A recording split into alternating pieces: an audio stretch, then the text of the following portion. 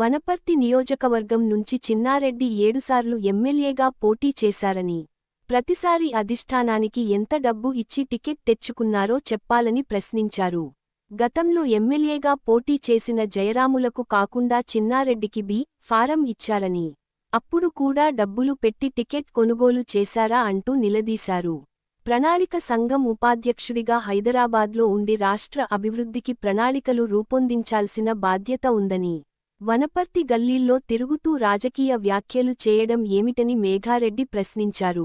వ్యక్తిగత రాజకీయ ప్రయోజనాల కోసం పార్టీ నాయకత్వంపై అనుచిత వ్యాఖ్యలు చేయడం సరికాదని, చిన్నారెడ్డి తన స్థాయిని గుర్తించి బాధ్యతాయుతంగా మాట్లాడాలని ఎమ్మెల్యే తూడి మేఘారెడ్డి సూచించారు.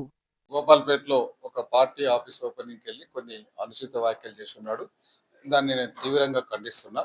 ఎందుకంటే మొట్టమొదటి తప్పు ఆయన 2 years నుంచి ఆ బీఆర్ఎస్ పార్టీ వాళ్ళకు వీళ్ళకు వేరే రకంగా సాయం చేస్తున్నాడని ప్లానింగ్ బోర్డు చైర్మన్ మన ఇచ్చినప్పుడు దాని తర్వాత పార్టీలో క్రమశిక్షణ సంఘం చైర్మన్ ఉంటే ఆయన తప్పించున్నారు.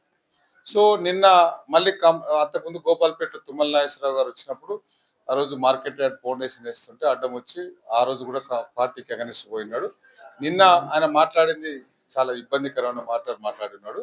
ఆల్రెడీ గోపాల్పేటలో కాంగ్రెస్ పార్టీ ఆఫీస్ ఉంది. సెకండ్ ఆఫీస్ ఓపెన్ చేయడానికి పోవడమే మొదటి తప్పు. సో మళ్ళీ అక్కడికి వెళ్ళి వేరే వ్యాఖ్యలు చేస్తున్నాడు. ఆ వ్యాఖ్యలు 1 ఏఐసిసిని చేస్తున్నాడు, 2 రేవంత్ రెడ్డి గారిని చేస్తున్నాడు, 3 నన్ను చేస్తున్నాడు. సో అందరి కాంగ్రెస్ పార్టీ మనోభావాలు దెబ్బతిన్న దానికి కారణమైన చిన్నారెడ్డి గారు ఫస్ట్ క్షమాపణ చెప్పాలి. ఎందుకు చెప్పాలంటే కాంగ్రెస్ పార్టీ 46 ఏళ్ళ నుంచి నేనే కాంగ్రెస్ వనపడితే నా కాంగ్రెస్ మొత్తం నేనే పొడిచినా నూకినా అది ఏదో మాట్లాడినట్టు 100% మాట్లాడినట్టు లేదు. నేను చాలా సీరియస్గా చెప్తున్నా. ఎందుకు చెప్తున్నా అంటే కాంగ్రెస్ పార్టీ స్వాతంత్రం వచ్చినప్పటి నుంచి వనపర్తి నియోజకవర్గంలో ఆయన కాంగ్రెస్ ప్రతిష్ట కోసం దాని బలోపేతం కోసం పనిచేసింది. కానీ ఆయన యూత్ కాంగ్రెస్ ఉన్నప్పుడు జయరాములు గారు టికెట్ గుంజుకున్నప్పుడు మళ్ళీ ఆయన ఎంత బాధపడి ఉంటారు. సో 32 ఏళ్ళు ఆయన రాకముందే కాంగ్రెస్ పార్టీ ఎమ్మెల్యేలు ఉన్నారు. దాని తర్వాత 17 ఏళ్ళు టీడీపీ ఉంది. దాని తర్వాత 5 ఏళ్ళు బీఆర్ఎస్ ఉంది. మళ్ళీ ఇప్పుడు కాంగ్రెస్ ఉంది. సో 20 ఏళ్ళే కదా మొత్తం 80 ఏళ్ళల్లో. సో మొత్తం ఆయన చేసినట్లు మొత్తం వనపర్తికి అంతా నేనే చేసినట్లు అట్లా మాట్లాడడం తప్పు. నెంబర్ 1.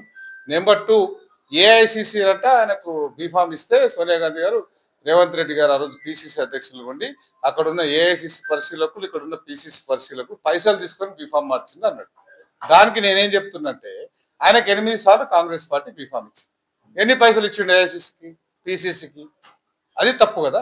కాంగ్రెస్ పార్టీ లైన్ లో ఉన్నాడు, కాంగ్రెస్ పార్టీ సీనియర్ కార్యకర్త అన్నట్టు ఆయన అధిష్టానాన్ని తప్పుపట్టే స్టేజ్కి, ముఖ్యమంత్రిని తప్పుపట్టే స్టేజ్కి ఆయన విషయానికి వస్తే అట్లా డబ్బులు ఆయనకి ఇస్తేనేమో డబ్బులు లేకుండా ఇచ్చినట్లు, వేరే వాళ్ళకి ఇస్తే డబ్బులు ఇచ్చినట్లు దాన్ని మేము ఖండిస్తున్నాం.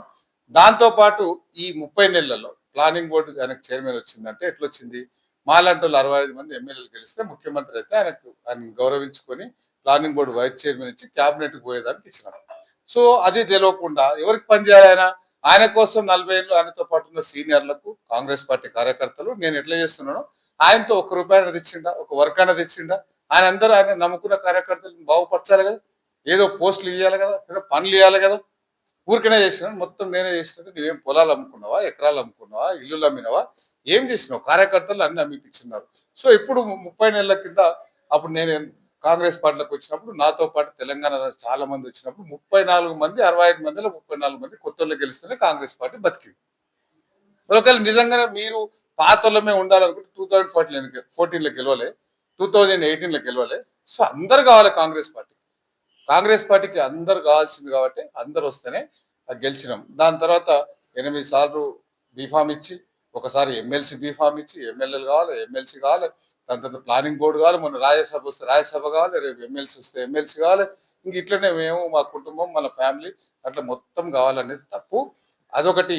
ఈ మా మండలాల్లో ఉన్న అన్ని ఉమ్మడి మండలాలు కావచ్చు, 2 మున్సిపాలిటీలు కావచ్చు, బీఆర్ఎస్ పార్టీకి సంబంధించిన నాయకులు నెంబర్ పెట్టుకొని సెక్రటరీలో పైరవ్ చేయడం, దాంతోపాటు వాళ్ళకి సీఎంఆర్ఎఫ్ ఇచ్చుడు, వాళ్ళకి వర్క్ కళ్యాణ లక్ష్మి దానికి సంతకాలు పెట్టి షాదీ ముబారక్ చేయడం, ఇట్లా చాలా తప్పులు చేస్తున్నాడు. ఆయన కూడా పెద్ద మనసుతో ఎందుకని మేము గౌరవించుకుంటూ వచ్చినాం. నిన్నటితోనే నాకు ఆ గౌరవం పోయింది. సో నేను ఇమ్మీడియట్ గా మేము ఆ లెటర్స్ ఆయన చేసిన తప్పులు ఏమేమి మాట్లాడినో అన్ని రికార్డ్ చేసేసి డ్రాఫ్టింగ్ తయారు చేస్తున్నాం. మా పిసిసి అధ్యక్షుల వారికి, మహేష్ గారికి, మా పార్టీ ఇన్ఛార్జ్ మీనాక్షి నటరాజన్ గారికి, మా ముఖ్యమంత్రి రేవంత్ రెడ్డి గారికి, ఏఐసిసి పెద్దలకు కంప్లైంట్ ఇచ్చి కాంగ్రెస్ పార్టీ లైన్ దాటిన చిన్నారెడ్డి గారి మీద చర్యలు తీసుకోవాలని నేను డిమాండ్ చేస్తున్నాను.